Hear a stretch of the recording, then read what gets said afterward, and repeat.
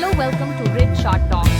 Nifty 50 price action trading plan October 23, 2025. അപ്പോൾ ഇത് October 21 വരെയുള്ള ഡേറ്റ വെച്ചിട്ടുള്ള ഒരു പ്ലാനാണ്. ഒക്ടോബർ 23 ട്രേഡിങ്ങിന് വേണ്ടിയിട്ട്. എന്താ പറയുക, പ്രൈസ് ആക്ഷൻ അതാണ് ഇതിന്റെ മെയിൻ സംഭവം. എവിടെ വാങ്ങാം, എവിടെ വിൽക്കാം എന്നൊക്കെ ഇതിൽ പറയുന്നുണ്ട്. അപ്പം നമ്മൾ ഇതിനെ ഒന്ന് കീറി മുറിച്ച് പരിശോധിക്കാൻ പോവാണ്. ഇതിലെ പ്രധാന കാര്യങ്ങൾ എന്തൊക്കെയാണ്, ട്രേഡ് ചെയ്യുമ്പോൾ ഇതൊരു ഗൈഡായിട്ട് നിങ്ങൾക്ക് എങ്ങനെ ഉപയോഗിക്കാം എന്നൊക്കെ നോക്കാം. ശരി, തുടങ്ങാം. ആദ്യം തന്നെ വാങ്ങാനുള്ള സാധ്യതകൾ, ലോങ് എൻട്രികൾ, അതെവിടെയൊക്കെയാണ് ഈ പ്ലാൻ പറയുന്നത് എന്ന് നോക്കാം. 2 പ്രധാനപ്പെട്ട സോണുകൾ കാണുന്നുണ്ട്. ഒന്ന് 25,750 മുതൽ 25,780 വരെയുള്ള ആ ഒരു ഏരിയ. ഇത് 15 മിനിറ്റ് ചാർട്ടിൽ തൊട്ടടുത്തൊരു സപ്പോർട്ടായിട്ട് വർക്ക് ചെയ്യുമെന്നാണ് പറയുന്നത്. വില താഴോട്ട് വന്നാൽ ഒരു താങ്ങ് കിട്ടാൻ സാധ്യതയുണ്ട്, അല്ലേ? അതെ, പക്ഷെ അവിടെ ഒരു കാര്യമുണ്ട്. വില അവിടെ എത്തിയെന്ന് കരുതി അപ്പോൾ തന്നെ വാങ്ങാൻ ഈ പ്ലാൻ പറയുന്നില്ല. നമ്മൾ ശ്രദ്ധിക്കേണ്ടത് അവിടെ ഒരു ബുള്ളിഷ് കാൻഡിൽ, അതായത് വില മുകളിലേക്ക് തിരിയാൻ സാധ്യതയുണ്ടെന്ന് കാണിക്കുന്ന എന്തെങ്കിലും ലക്ഷണം. ഹാമർ പോലെയോ എൻഗൾഫിംഗ് പോലെയോ? അതെ, ഹാമർ, എൻഗൾഫിംഗ്, അല്ലെങ്കിൽ ഒരു നല്ല റിവേഴ്സൽ ബാർ, അങ്ങനെ എന്തെങ്കിലും കണ്ടാൽ ആ സിഗ്നൽ ഉറപ്പാക്കിയിട്ട് ഒരു 25,800 മുകളിലേക്ക് വില കയറുമ്പോൾ ഒരു എൻട്രി നോക്കാം എന്നാണ് ഈ പ്ലാനിൽ പറയുന്നത്. ഓക്കേ, അപ്പോൾ കൺഫർമേഷന് വേണ്ടി കാത്തിരിക്കണം. അത് പ്രധാനമാണ്. ഇനിയിപ്പോൾ അങ്ങനെ എൻട്രി എടുത്താൽ ടാർഗറ്റുകൾ 2 പറയുന്നുണ്ടല്ലോ. ഉണ്ട്. ആദ്യത്തേത് 25,900. പിന്നെ മാർക്കറ്റ് കുറച്ചുകൂടി സ്ട്രോങ് ആണെങ്കിൽ ഒരു 25,950-നും 25,980-നും ഇടയിലേക്ക് നോക്കാം എന്നും പറയുന്നു. ശരി, റിസ്ക് മാനേജ്മെന്റോ, സ്റ്റോപ്പ് ലോസ്? അതും നിർബന്ധമാണ്. 25,740-ന് താഴെ സ്റ്റോപ്പ് ലോസ് വെക്കാനാണ് നിർദ്ദേശം. എങ്ങാനും പ്ലാൻ തെറ്റിയാൽ നഷ്ടം കൂടാതെ നോക്കണമല്ലോ. തീർച്ചയായും.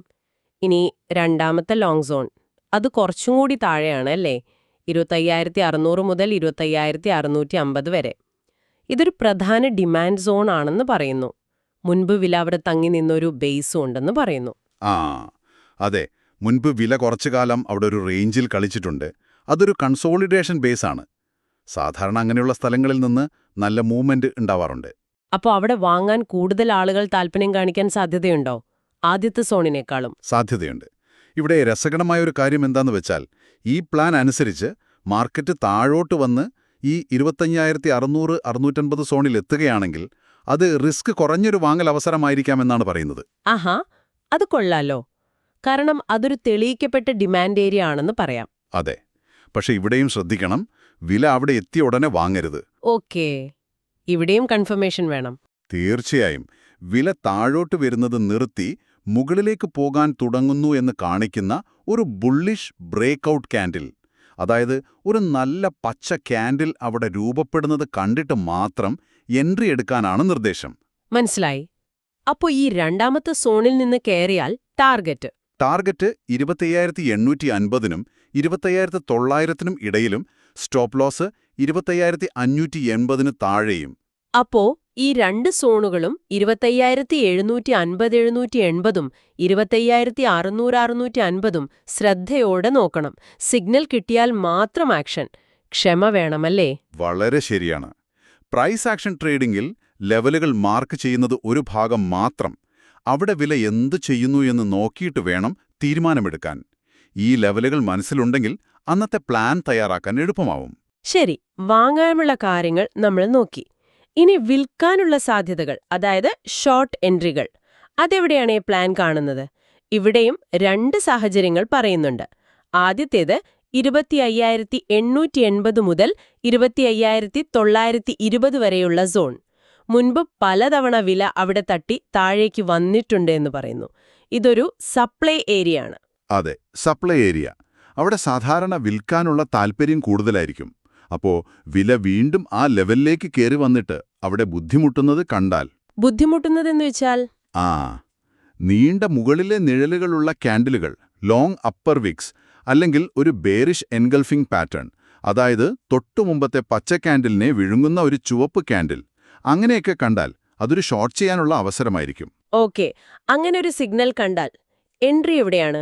പ്ലാൻ പറയുന്നത് 25,860-ന് താഴെ ആ റിജക്ഷൻ കാൻഡിൽ വന്നതിന് ശേഷം എൻട്രി എടുക്കാമെന്നാണ്. ടാർഗറ്റുകളോ? ടാർഗറ്റുകൾ 25,780, പിന്നെ 25,700. സ്റ്റോപ്പ് ലോസ് 25,930 മുകളിലും വെക്കണം. ശരി. ഇനി രണ്ടാമത്തെ ഷോർട്ട് സാഹചര്യം. ഇത് കുറച്ചുകൂടി നിർണായകമാണെന്ന് തോന്നുന്നു. നേരത്തെ നമ്മൾ പറഞ്ഞ 25,750 എന്ന സപ്പോർട്ട് അത് ബ്രേക്ക് ചെയ്ത് താഴേക്ക് പോകുന്നൊരു സാഹചര്യം, ഒരു ബ്രേക്ക് ഡൗൺ സെറ്റപ്പ്. അതെ, ഇവിടെ ഒരു പ്രധാന ചോദ്യം വരുന്നുണ്ട്. ഈ 25,750 തകർന്നാൽ എന്ത് സംഭവിക്കും? അതെ, അത് പലരും ചിന്തിക്കുന്ന കാര്യമാണ്. പ്ലാൻ പറയുന്നത് ആ ലെവല് നന്നായി ബ്രേക്ക് ആയാൽ വില പെട്ടെന്ന് താഴേക്ക് പോകാൻ സാധ്യതയുണ്ട് എന്നാണ്. നല്ലൊരു ഡൗൺസൈഡ് മൊമെന്റം പ്രതീക്ഷിക്കാം. അപ്പോൾ ബ്രേക്ക് ചെയ്ത ഉടനെ ഷോർട്ട് ചെയ്യണോ? ഇവിടെ പ്ലാൻ ഒരു റീടെസ്റ്റ് കൺഫർമേഷൻ നോക്കാൻ പറയുന്നുണ്ട്. അതായത് വില 25,750 ബ്രേക്ക് ചെയ്ത് താഴെ പോയിട്ട് ചെറുതായിട്ടൊന്ന് മുകളിലേക്ക് വന്ന് ആ ബ്രേക്ക് ചെയ്ത ലെവൽ ഇപ്പോൾ അത് റെസിസ്റ്റൻസ് ആയിട്ടുണ്ടാവും. ഒന്നുകൂടി ടെസ്റ്റ് ചെയ്തിട്ട് അവിടെ പിടിച്ചു നിൽക്കാതെ വീണ്ടും താഴേക്ക് പോകുമ്പോൾ അപ്പൊ അത് ഫേക്ക് ബ്രേക്കൗട്ട് അല്ലെന്നൊരു ഉറപ്പ് കിട്ടും അല്ലേ? 740 താഴെ ഈ റീടെസ്റ്റ് കഴിഞ്ഞതിന് ശേഷം എൻട്രി എടുക്കാനാണ് നിർദ്ദേശം. ഓക്കെ, ടാർഗറ്റുകൾ എവിടെയാണ് ഈ സാഹചര്യത്തില്?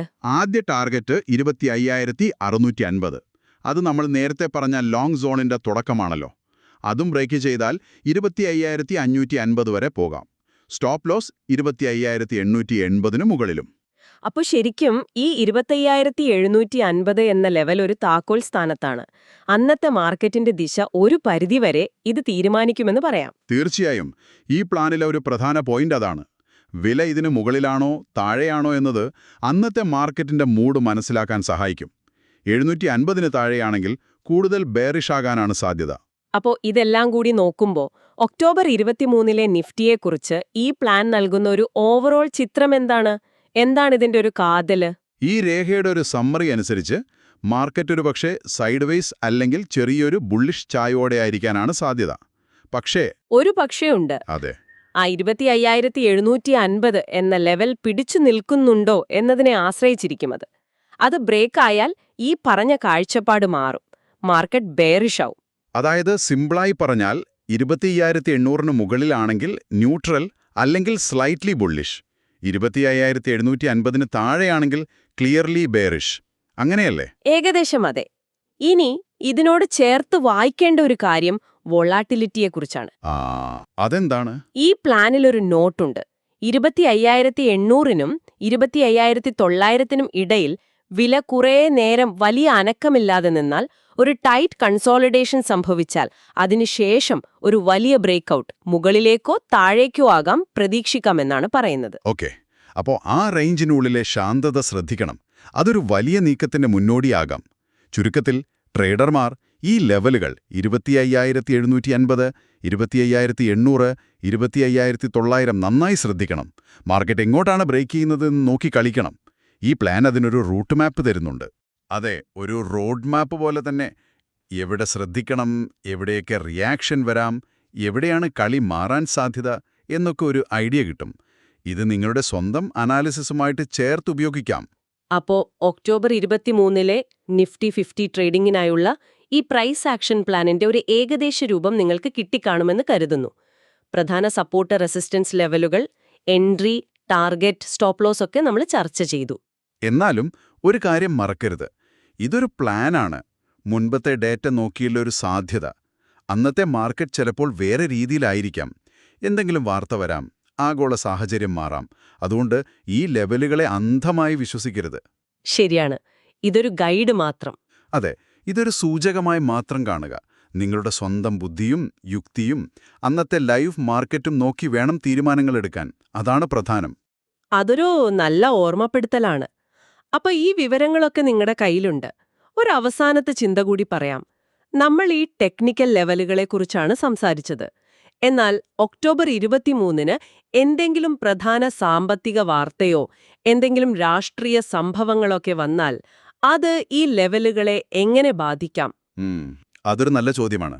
ഉദാഹരണത്തിന്, ഒരു സപ്പോർട്ട് ലെവലിൽ നിൽക്കുമ്പോൾ നല്ലൊരു വാർത്ത വന്നാൽ ആ സപ്പോർട്ട് കൂടുതൽ ശക്തമാകുമോ?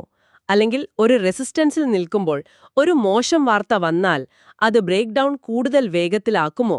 ഈ ടെക്നിക്കൽ പ്ലാനും അന്നത്തെ മറ്റു വാർത്തകളും തമ്മിലുള്ള ഒരു ബന്ധം അതെങ്ങനെയായിരിക്കുമെന്ന് ചിന്തിക്കുന്നത് ചിലപ്പോൾ കൂടുതൽ നല്ല ഇൻസൈറ്റ്സ് തന്നേക്കാം.